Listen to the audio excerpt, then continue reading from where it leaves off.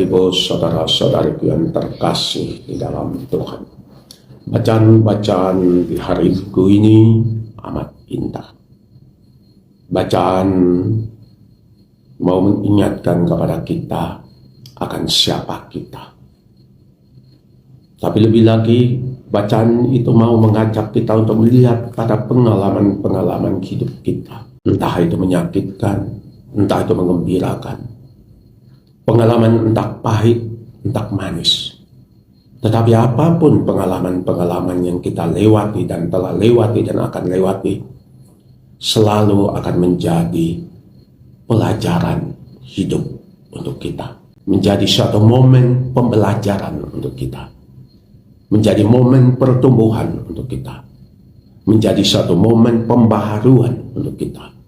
Menjadi suatu momen peringatan untuk kita. Menjadi suatu momen memberi semangat untuk kita. Bacaan pertama kita ambil dari kitab Keluaran. Kitab yang berkisah tentang perjalanan Bani Israel. Dari meninggalkan tanah Mesir sampai menuju ke tanah terjanji. Pengalaman perjalanan mereka bersama dengan seorang Musa. Dari saat Musa dilahirkan sampai saat wafatnya. Pengalaman penyerahan estafet dari Musa kepada Yosua ketika sudah berada di tanah terjanji. Satu pengalaman yang luar biasa. Satu pengalaman di mana mereka bukan siapa-siapa. Satu pengalaman di mana mereka diperlakukan sebagai budak yang tidak punya hak apapun. Bahkan tidak punya hak untuk memiliki seorang anak laki-laki. Penguasa dunia, Firaun, adalah bos yang menentukan hidup mati mereka. Siapa yang wajib mati, siapa yang wajib hidup. Suatu pengalaman yang teramat pahit dan tragis. Satu pengalaman yang teramat miris. Satu pengalaman di mana mereka merasa bahwa mereka bukan siapa-siapa. Tetapi Allah justru hadir kepada mereka. Mereka yang bukan siapa-siapa. Mereka yang dalam bacaan ini adalah orang yang berutang kepada kita. Mereka yang adalah janda dan fakir miskin. Mereka-mereka yang bukan siapa-siapa. Mereka-mereka inilah Allah sangat peduli. Allah sangat care. Makanya dibilang, apapun teriakan mereka, doa mereka, Tuhan pasti akan menjawab. Makanya bacaan pertama berakhir dengan aku akan mendengarkannya sebab aku ini pengasih. Pengalaman inilah yang harus menjadi pengalaman perjumpaan dengan Tuhan. Pengalaman pembentukan diri mereka sebagai pribadi, sebagai satu suku dan sebagai satu bangsa. Haruslah menjadi pembelajaran di dalam bertingkah dan berperilaku dalam hidup. Makanya Tuhan mengingatkan kepada mereka, janganlah orang asing kau tindas. Ingatlah, engkau pernah menjadi orang asing. Jangan ada budak antaramu. Ingatlah, engkau pernah menjadi budak. Hanya dengan bertingkah berbeda dari pengalaman pahit itu, lalu luka-luka akibat pengalaman pahit itu bisa tersembuhkan. Lalu luka-luka pengalaman pahit itu bisa menjadi jalan penyembuhan bukan hanya untuk kita, tetapi juga untuk orang-orang yang mengalami pengalaman yang sama dengan kita melalui perjumpaan mereka dengan kita. Makanya kalau kita lihat misalnya ya, saya orang mau ngomong bagaimana di akhir-akhir politik ini. Saya selalu menghargai presiden kita, seorang yang bakal dikritik bukan main, luar biasa. Bilanglah turunan PKI lah, dibilanglah antek-antek Israel lah, dibilanglah dia ini bukan orang agama Islam lah, macam-macam. Agamanya, pribadinya, keluarganya, semua. Bahkan dibilang orangnya pelongo-pelongo, bodoh, tidak tahu bahasa Inggris lah. Semua. Tetapi Bapak tua tidak menjawab. Bapak tua menjawab dengan membuat apa yang bisa dibuat dalam kemampuan dia, dalam kapasitasnya dia, dalam kekuasaan yang dia pegang. Bukan untuk menindas, tetapi pengalaman itu dia pakai untuk menjadi lebih semangat lagi di dalam menjalankan tugas dan tanggung jawabnya. Itu yang saya bilang, pengalaman terluka bisa menjadi energi buat kita, energi untuk merusak, untuk melakukan hal yang sama yang kita alami. Misalnya, karena saya mengalami dilecehkan, saya bisa menjadi seorang peleceh. Karena saya pemabuk, mengalami betapa sakitnya mempunyai orang tua yang mabuk, saya juga bisa menjadi seorang pemabuk. Karena saya mengalami orang tua saya yang berpisah dan bercerai, saya juga tidak akan pegang komitmen dalam hidup saya. Saya akan selalu pisah sana sini terus menerus. Karena kita belum selesai dengan diri kita. Hanya orang yang selesai yang bisa melihat pengalaman yang pahit sekalipun sebagai pengalaman rahmat dan berkat buat mereka. Bacaan kedua mengajak kita untuk melihat bahwa pengalaman berkah yang kita hadapi ini haruslah digaungkan, haruslah dialami, haruslah dirasakan, haruslah didengarkan oleh orang-orang di seputar kita. Karena saya sudah merasakan sakitnya ditolak. Setiap orang yang datang kepada saya tidak akan saya tolak. Saya akan berusaha membuat supaya mereka semua diterima dan merasa diterima apa adanya. Lalu pengalaman penolakan menjadi pengalaman berkat buat saya.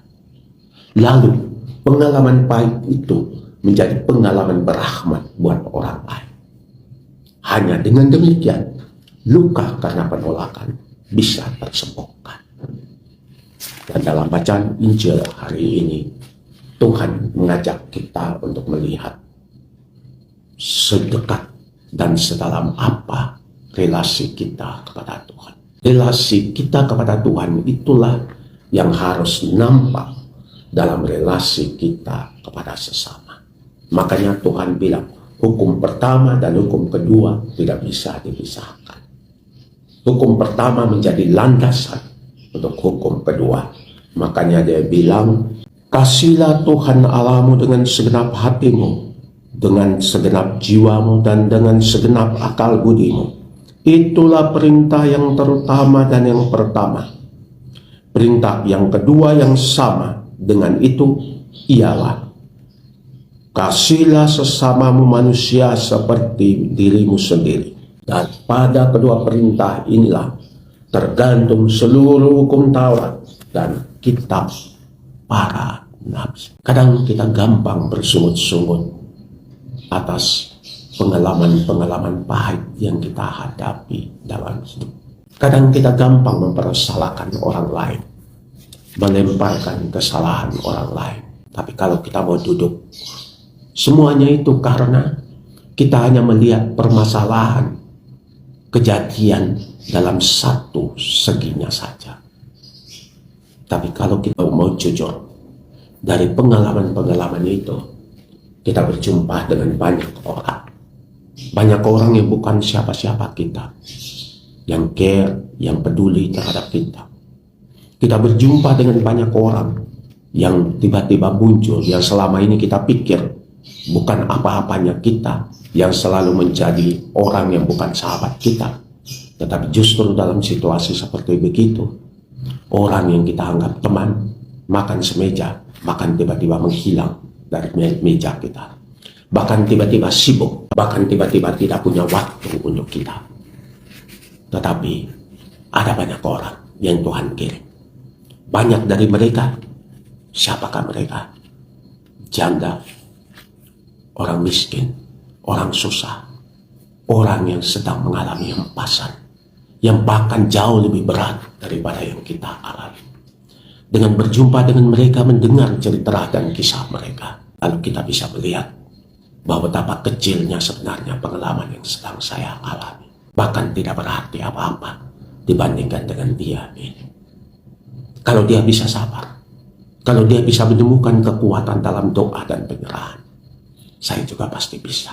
Makanya mereka inilah malaikat-malaikat yang Tuhan utus kepada kita, untuk melihat pengalaman itu bukan sesuatu, bukan akhir zaman, tetapi permulaan hidup baru, permulaan perubahan, permulaan untuk menemukan kembali energi dalam diri kita. Maka mari kita sambut semua pengalaman kita, betapapun pahit dan getirnya. Whatever experience that you have been going through, let that experience involve. Let it teach you how to live, how to enjoy life, how to be grateful for the many things that you have, not to spend so many times and energy only for these things, because that things that are happening to you is only one thing in the many good things that happen in your life. Don't give up. Continue living. Continue open your eyes. Tetaplah semangat. Tetaplah menjalani apa yang harus kamu jalani. Jangan sampai air matamu mengaburkan matamu untuk melihat bahwa ternyata ada banyak malaikat yang Tuhan kirim dalam hidup. Pengalaman ini pasti akan lewat. Pengalaman baru akan muncul. Belajarlah selagi pengalaman ini masih ada, untuk bertumbuh menjadi orang yang semakin manusiawi, semakin bersaudara, semakin menyadari kerampuan. Karena itu membutuhkan orang lain di satu sisi. Tetapi di satu sisi semoga pengalaman ini membuatmu semakin bertumbuh menjadi putra-putri Allah. Kalau Allah telah menolongmu sampai ke titik yang tertinggi, Allah yang sama juga akan berada bersama denganmu dalam titik terendah dalam hidupmu. Anda pernah sampai di atas bersama dengan Allah, Allah akan membawamu lebih tinggi dari saat ketika Anda jatuh. Anda cuma harus percaya terhadap bimbingan dan tuntunan Tuhan. Tuhan memberkati kita sekalian. Amin.